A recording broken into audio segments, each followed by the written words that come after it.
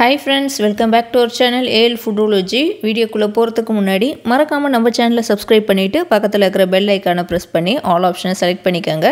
அப்பதான் நான் போடுற எல்லா வீடியோஸோட notification உங்களுக்கு கிடைக்கும். Instagramலயே அப்படியே நம்ம பேஜை follow பண்ணிக்கங்க.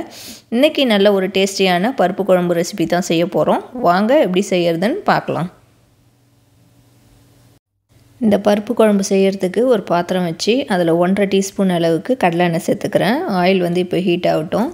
ஆயில் ஹீட் ஆன பிறகு தாளிக்கிறதுக்கு ஒரு காஞ்ச மிளகாய் சேர்த்துருக்கிறேன். ஒரு 1/4 டீஸ்பூன் அளவுக்கு கடுகு சேர்த்துக்கிறேன். கொஞ்சமாக கருவேப்பிலை சேர்த்துக்கலாம். இது கூடவே நான் கொஞ்சம் பூண்டு சேர்த்துக்கிறேன். பூண்டு நீங்கள் முழுசாக சேர்த்துக்கங்க. என்கிட்ட பெரிய பூண்டாக கம்மியாக இருந்ததுனால நான் கட் பண்ணி சேர்த்துருக்கேன். ஒரு 20 சின்ன வெங்காயம் வந்து சேர்த்துருக்கிறேன். சின்ன வெங்காயம் சாம்பார் வெங்காயம் வந்து கட் பண்ணி சேர்த்துருக்கேன். இதை இப்போ வதக்கி விட்டுக்கலாம்.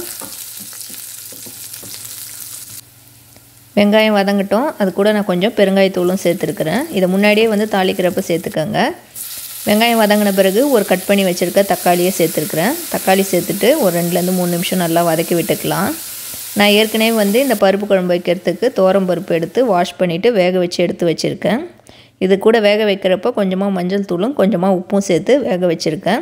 ரொம்ப வந்து மசிகிற அளவுக்கு வேக வைக்க வேணாம். கொஞ்சம் மீடியமாக இருக்கிற அளவுக்கு பருப்புலாம் கொஞ்சம் வெந்து நார்மலாக இருக்கிற அளவுக்கு வேக வச்சுக்கோங்க. இப்போ தக்காளி நல்லா வதங்கின பிறகு 1 டீஸ்பூன் அளவுக்கு மஞ்சள் தூள் சேர்த்துக்கிறேன். மஞ்சள் தூள் சேர்த்துட்டு இதை நல்லா வதக்கி விட்டுக்குவோம்.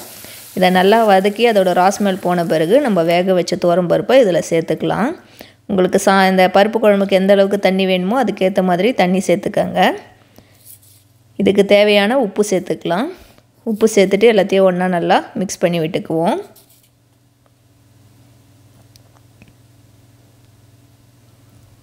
இதை நல்லா மிக்ஸ் பண்ணி விட்டுட்டு இப்போ நம்ம மூடி வச்சுக்கலாம். இது வந்து ஒரு 20 நிமிஷம் நல்லா கொதித்து வரட்டும்.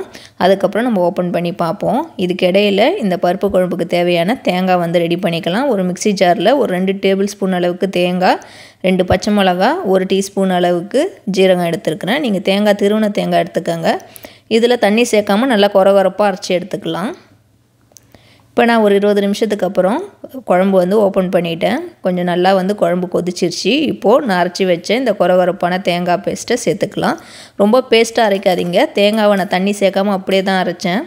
தேங்காய், ஜீரகம், பச்சை மிளகாய் அது எல்லாத்தையும் சேர்த்துட்டு நல்லா மிக்ஸ் பண்ணி விட்டுக்குவோம். இதை மிக்ஸ் பண்ணிவிட்டு கொஞ்சம் நேரம் மூடி வச்சுக்கலாம். இது ஒரு 5 நிமிஷம் வந்து 3லேருந்து 5 நிமிஷம் வந்து நல்லா கொதித்து ரெடி ஆகிடும். தேங்காயோட பச்சை ஸ்மெல் போனதுக்கப்புறம் நம்ம வந்து ஓப்பன் பண்ணி பார்ப்போம். தேங்காய் சேர்த்துட்டு ரொம்ப நேரமும் கொதிக்க விடாதீங்க. இப்போ நான் வந்து ஓப்பன் பண்ணிட்டேன். நம்மளோட பருப்பு குழம்பு வந்து சூப்பராக ரெடி ஆகிடுச்சு. லாஸ்ட்டாக நான் கட் பண்ணி வச்சுருக்கிற கொத்தமல்லி இலையை சேர்த்துட்டு ஸ்டவ் வந்து நான் ஆஃப் பண்ணிக்கிறேன். இது நல்லா சிம்பிளாக சீக்கிரமாக செய்யக்கூடிய ஒரு பருப்பு குழம்பு. நல்லா டேஸ்ட்டாக சூப்பராக இருக்கும். இப்போ இதை சர்வ் பண்ணிவிட்டு காட்டுறேன். இது வந்து சாதத்துக்கும் நம்ம வந்து ஊற்றி சாப்பிட்லாம். இது கூட காய் பொரியல், உருளைக்கிழங்கு ஃப்ரை, கருணக்கிழங்கு ஃப்ரைலாம் வச்சு காரமாக செஞ்சால் நல்லா சூப்பராக இருக்கும். அதே மாதிரி இட்லி தோசைக்கும் வந்து இது நல்லா டேஸ்ட்டாக இருக்கும், சப்பாத்திக்கெலாம். இந்த குழம்பு வந்து நீங்கள் ஏற்கனவே செஞ்சுருப்பீங்க. தெரியாதவங்க இந்த ரெசிபி வந்து கண்டிப்பாக ட்ரை பண்ணி பாருங்கள். ட்ரை பண்ணி பார்த்துட்டு எப்படி இருந்துச்சுன்னு கீழே கமெண்ட் பண்ணுங்கள். இந்த வீடியோ உங்களுக்கு பிடிச்சிருக்கும்னு நினைக்கிறேன். பிடிச்சிருந்தா லைக் பண்ணிக்கோங்க. இந்த வீடியோவை உங்கள் ஃப்ரெண்ட்ஸ் அண்ட் ஃபேமிலிஸ்க்கும் ஷேர் பண்ணி விடுங்க.